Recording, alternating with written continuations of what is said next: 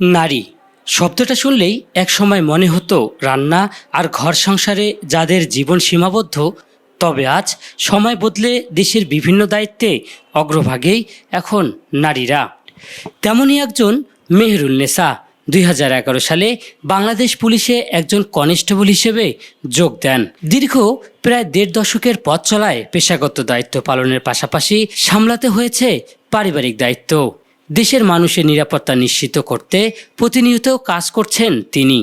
নানা চড়াই উতরাই পেরিয়ে আজও দায়িত্ব পালন করে যাচ্ছেন দৃঢ়তার সঙ্গে। না, আমার পুলিশের পোশাকটা খুব পছন্দ। এই পোশাকের জন্যই আমার আগ্রহ হয়েছে আমি ডিপার্টমেন্টে চাকরি করব। ছোটোবেলা থেকেই আমার একটা ইচ্ছে ছিল যে সাধারণ মানুষের সেবা করার। তা আলহামদুলিল্লাহ কতটুকু কী পারছি জানি না, তবে চেষ্টা করতেছি সেবা প্রদান করার। আমার ডিপার্টমেন্টে আমাদের সিনিয়র অফিসারেরা অনেক ভালো, ওনাদের সাথে কাজ করতে ভালো লাগতেছে। জীবনে চাকরির বাইরেও আমি যদি হাউস ওয়াইফ হইতাম তা আমার প্রতিবন্ধকতা আসতো, বাস্তব এটা। এর মধ্যে ম্যানেজ করে চলতে হচ্ছে, ডিপার্টমেন্টও করতে হচ্ছে, আমার সংসার করতে হচ্ছে, সব কিছু।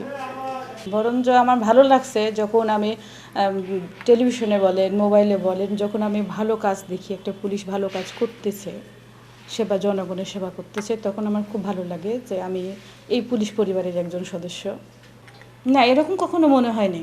আমরা সবাই সমান, কাঁধে কাঁধ মিলিয়ে কাজ করছি। আমাদের পুরুষ পুলিশ বলেন, মহিলা পুলিশ বলেন, সবারই উদ্দেশ্য হচ্ছে জনগণের সেবা করা। এর মধ্যে যে রাধে সে চুলো বাঁধে, ঘরও সামলাচ্ছি না, ডিপার্টমেন্টও সামলাচ্ছি।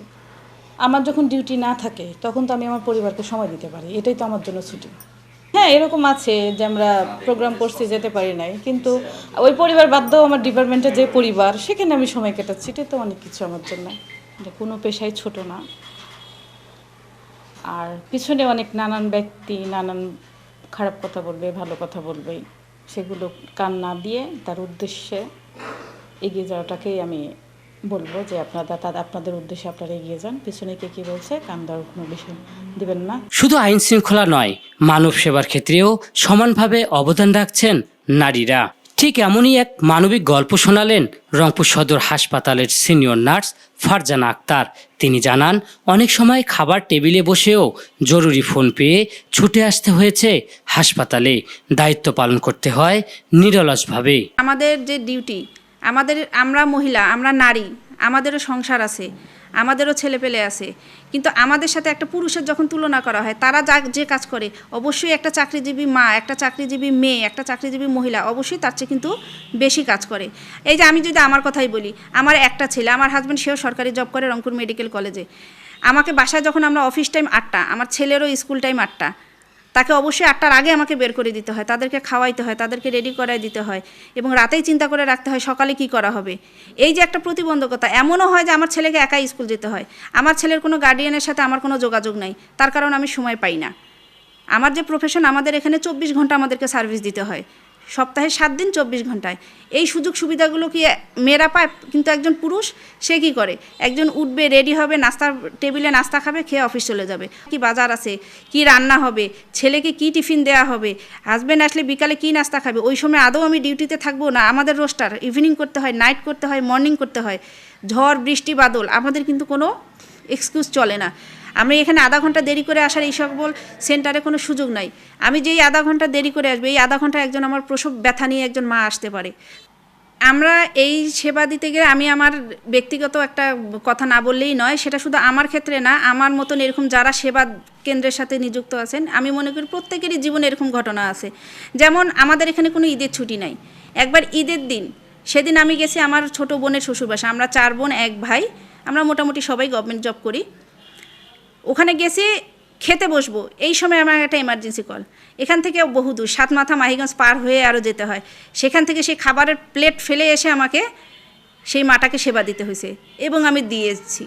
এই বর্তমানে যে এখন যে রমজান মাস চলতেছে, এই কয়েকদিন আগে আমি একটা ডেলিভারি করছি বিকালবেলা, সেই আজান দিছে, সেই সময় বাচ্চা প্রসব হয়েছে।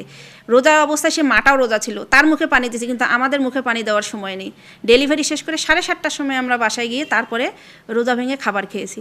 এটা অবশ্যই আল্লাহ পাক আমার রোজা অবশ্যই ইনশাল্লাহ কবুল করবে। এখন আমি আজকে নারী দিবস, সেই উপলক্ষে আমি আমার যে নারী জাতি যে বোনেরা আছেন, মায়েরা আছেন, খালারা আছেন, আমি সকলের উদ্দেশ্যে একটা বার্তা দিতে চাই।